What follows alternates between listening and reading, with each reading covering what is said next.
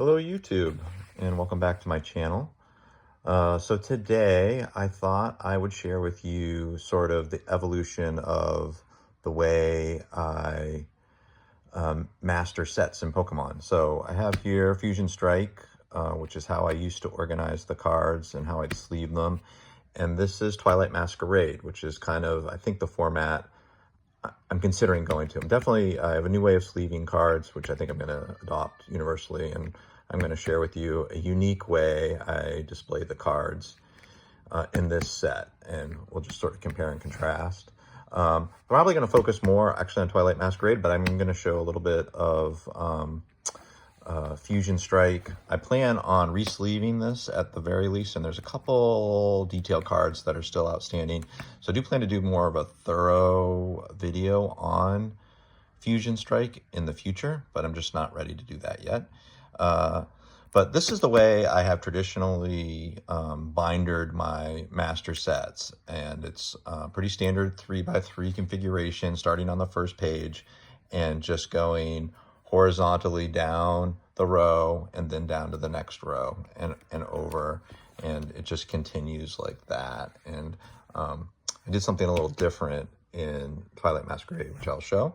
And then the other thing is I wanted to kind of show the way I had sleeved cards. So I display my cards with the reverse holo on the outside and the regular common card below it.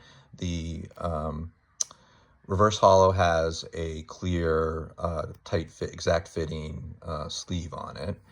And it looks pretty good, except that you'll see, like right here, if I kind of zoom in here, you can see the border of the card below sticking out. And this just constantly happens. And I can shove it and make it perfect, but as soon as I close the binder and put it away, the cards, slightly shuffle around, as cards will do.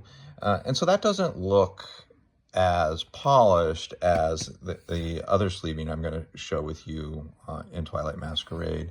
The other thing here is I'm using gold-backed sleeves on all the Vs and VMAXs in Fusion Strike. And even my nicer cards, so like the VMAX and all the ultra rares, are actually double sleeved to protect the card, obviously, but it also makes the by the time you go through 2 layers of plastic and the layer of plastic in the binder, the card kind of looks a little dull, the colors. And then the other thing about these type of sleeves, the colored back sleeves that come in the ETBs, is the plastic, the translucent plastic is actually not clear. It is very slightly clouded. And that again, probably actually somewhat protects the card from the light, from fading over time. It doesn't display as nicely as what I have here. So this is Twighlight Masquerade. The first thing you'll notice is I don't start the collection on the first page. Here I've made my little collage here of promo cards. These are the artwork of the pack covers. These come in the build and battle kits. In each little one, there's a unique one for a piece of art for each of the different sleeve arts that you can get on a booster pack. And then I have my Pokemon Center exclusive promo right in the middle there. And then these are the promos that came in the check lane blisters, both the 1 card and 3 card blisters. But you will notice, well, I don't know if you will notice, but I'm going to point out that I have arranged the cards numerically very different in this. So instead of a 3x3 configuration, I'm actually using a 3x6 configuration. So this is going 1 to 6 this way, as opposed to going 1, 2, 3, 4, 5, 6. It goes 1, 2, 3, 4, 5, 6. And then this is card 7 down here. And I chose to do that for a couple reasons, but there are a few cards that actually sort of go together. Volbeat and Illuminamize are actually sort of a joint piece of art. If you kind of notice, this is all one scene across here. And in a standard 3x3 configuration, they would not be next to each other. The Illuminamize would be on a different row, so they wouldn't be next to each other. And I just wanted them to be next to each other. I like the way it displays. And so I tried this out, and I actually am kind of digging it. So I may do some more sets in this way. And then the other thing, as I mentioned, is I use a different sleeving system here. So I've got these sleeves. there's a couple. These came in the Armorage Premium Collection, and this is actually a much nicer sleeve. It has a couple benefits.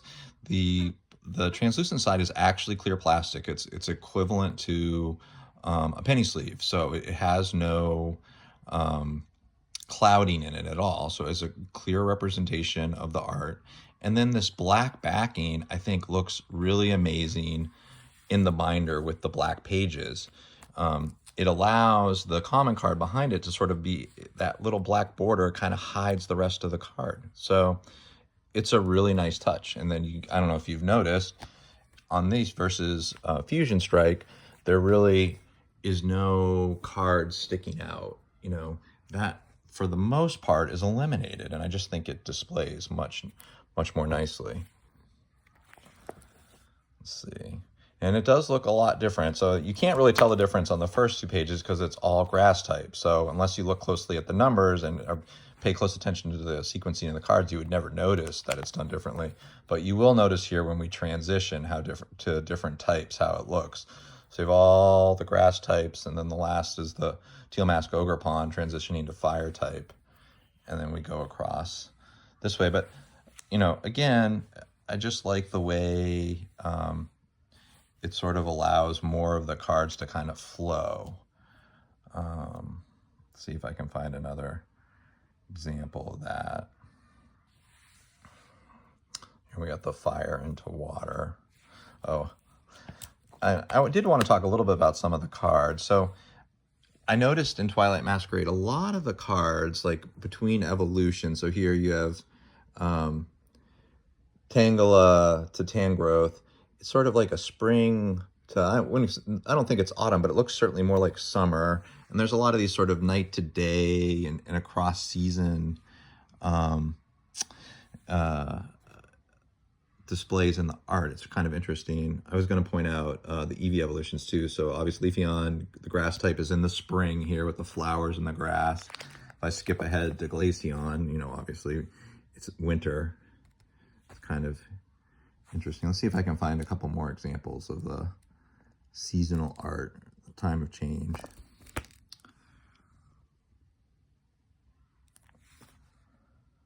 Well, you can see here on the Infernape evolution, it's kind of going from sort of like, I don't know if you would say this is morning, but it definitely going to night, day to night. It's kind of cool.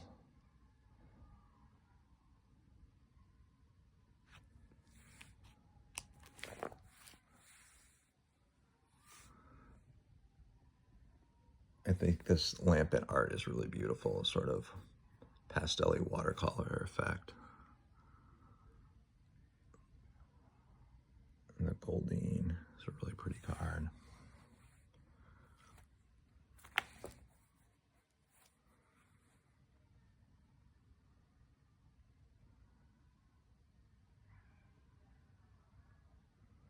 Here's another one. They don't line up in this case, but the Shinx this kind of looks like, you know, earlier in the day, morning, and then till afternoon.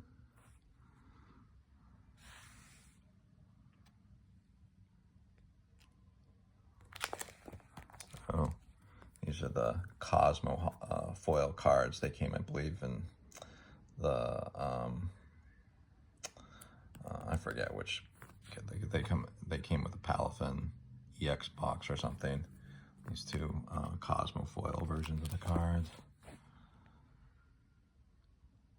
Oh, here's another example of how an evolution line is able to kind of display all together. The Abra, the Kadabra, and the Alakazam. They get to, by displaying the cards this way, they're all in a row. Same thing with the Watch Roll and the Kilowatts. And the Floette to the Flogeese. I'm horrible pronouncing some of these Pokemon, as it seems like everybody is.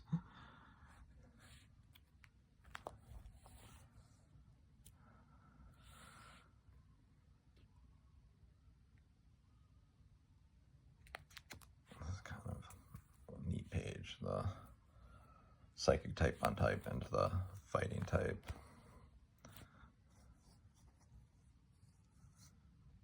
All right, let's see. here.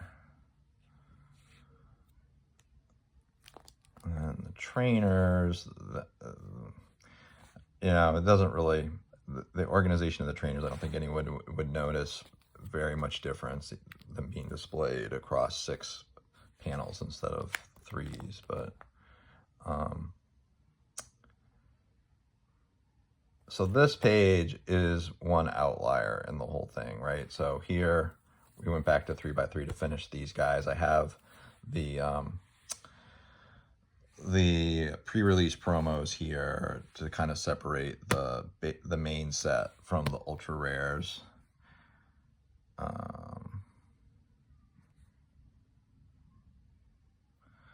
So this page is a 3x3 configuration, but once we go to here, it switches back to the 3x6.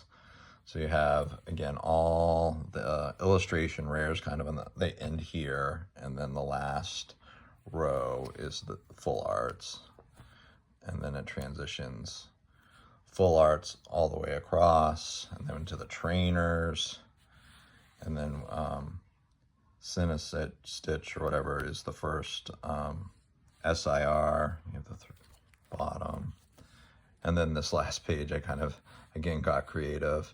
Got the big cards on across the top. I did like the way both Greninja and Carmine ended up kind of centered on pages. And then I have the gold cards to finish off. And then instead of putting these 2 over here and then just having 4 blanks in a row, I put the 2 blanks on each side to kind of make it look symmetrical. So anyway, oh, this is kind of interesting. I have a lot of duplicates in this set. So I have this sort of like post set where I displayed everything, all the cards that had an EX, a full art, and an SIR. I kind of display them. You know, it's repetitive, but it looks good. So Sinistitcha, or whatever however you say this, and then the teal mask Orgrapon, the red mask, or I guess it's heart flamed mask Orgrapon. You have the regular EX, the full art to the SIR. Wellspring, and here's the big boy, the Greninja. I'm fortunate, I actually pulled 2 Greninjas. I didn't buy either of them. A lot of these other cards have been purchased. Well, actually, most of the ones that are dupes are, because I didn't buy any duplicates.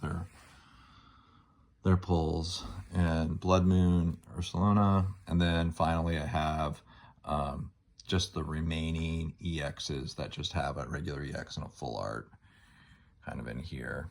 So we got the Magcargo and Palafin, Iron Throne, Luxray, Screamtail, Dragapult, Blissey, I think that's it, right? Yeah. And then here are the 6 dupes of the 6 A-Specs. These are the dividers that come in the ETB. And then these are just more duplicate cards in the back. All right. Thank you for watching.